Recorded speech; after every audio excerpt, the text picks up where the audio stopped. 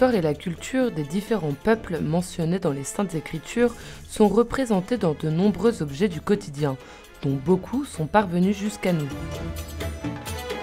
Le musée des terres de la Bible à Jérusalem abrite un grand nombre de ces objets. Se promener dans ces salles devient une excursion dans l'histoire de ces civilisations. Le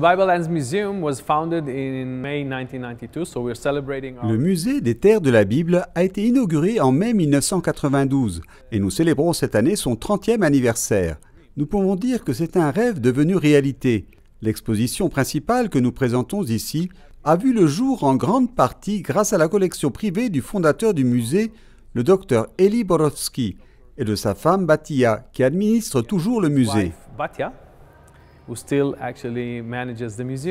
Les objets exposés nous parlent des civilisations égyptiennes, grecques et phéniciennes, mais aussi des Cananéens, des Romains, des Babyloniens et de la vie des premiers chrétiens qui appartenaient à cette terre. The artifacts that we have here are actually antiquities.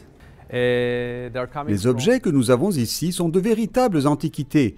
Ils proviennent de la plupart des cultures que l'on trouve dans cette région, tant à la période préhistorique qu'à la période historique, il y a environ 10 000 ans, du néolithique à la période byzantine.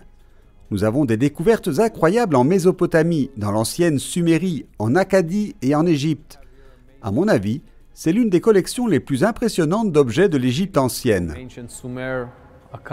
From Egypt, I think it's one of the most impressive collections of artifacts from ancient Egypt. Parmi les pièces exposées du musée, on trouve un sarcophage sculpté représentant des événements bibliques.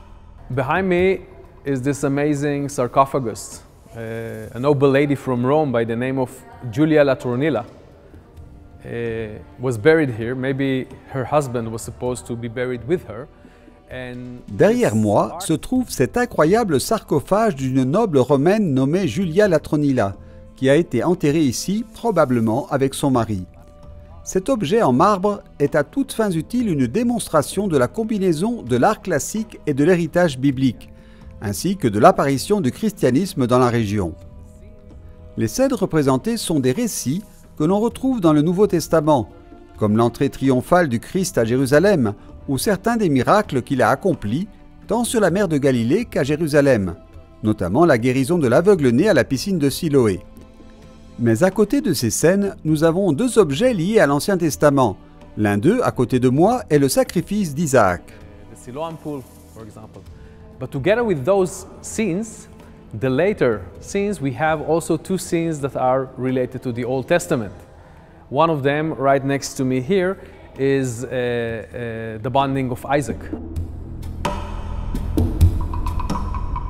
Dans cette autre partie de l'exposition, nous pouvons nous faire une idée de ce à quoi ressemblait la ville de Jérusalem dans l'Antiquité et des outils qui étaient alors utilisés.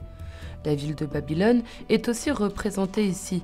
Le musée présente des statuettes de personnes en prière, rois ou roturiers implorant une intervention divine trouvée en Iran, en Syrie et dans le sud de la Mésopotamie.